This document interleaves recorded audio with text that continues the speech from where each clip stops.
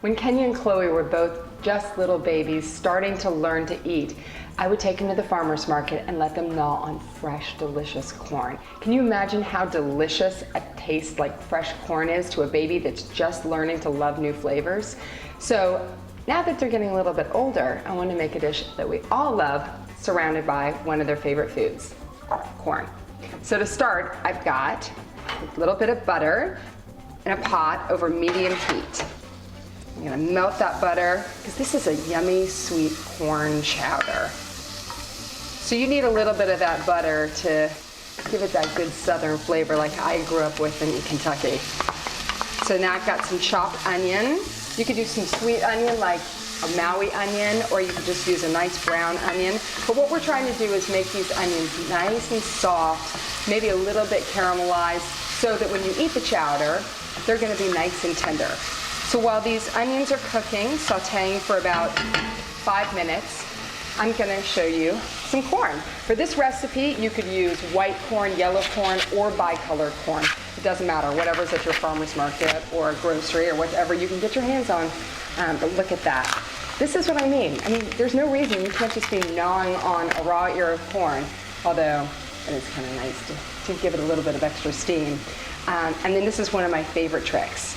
I've got 3 ears of corn that I've already cut off the cob here, but so that the corn doesn't like fly all over the kitchen, which happens quite often when you're trying to cut corn just on a regular board, I just go right down a knife like this, cut it right off the cob into a bowl. So all those little pieces, those sheets of corn, just fall right into the bowl and you don't have that added mess. Now do me a favor, do not throw away those corn cobs, because they are one of the most essential parts of this corn chowder.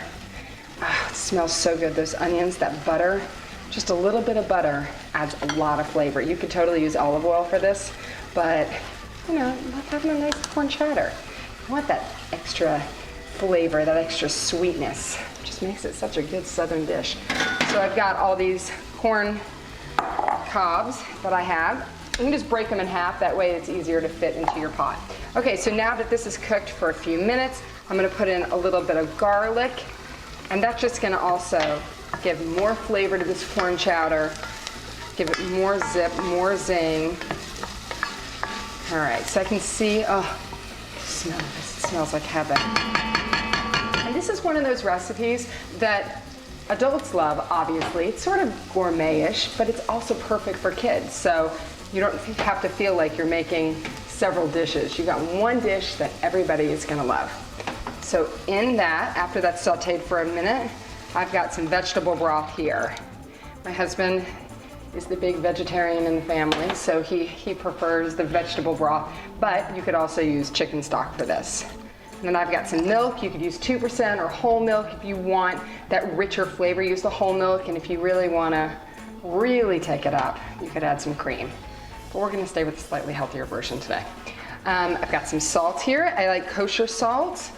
And then potatoes. I've got 1 potato that I peeled and cut into a fine dice. Especially for kids, little kids, small mouths, you want that small potato. You don't want them to be too big. I'd say about a 1/4 inch cubes. You're just gonna put that in.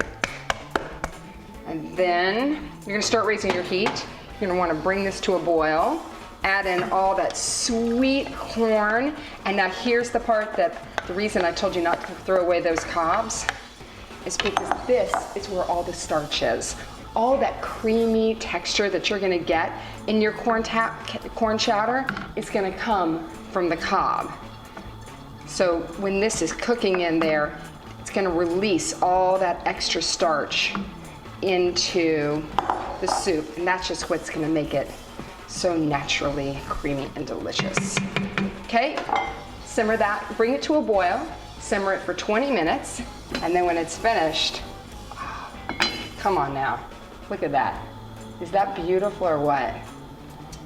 Now, my favorite part, you do at this point want to remove those cobs because they've done their job. They've sat in there, they've made your soup creamy. Now it's time that they leave. And if you want, you can serve this as a chowder, or you could also serve it.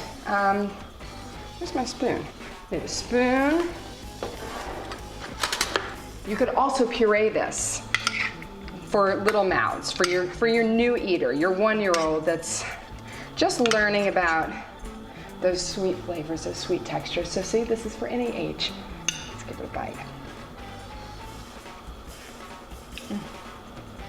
That is summertime in a bowl. I think everybody's gonna love that. For more fast, fresh, and easy recipes like this and more, check out Weelicious.com.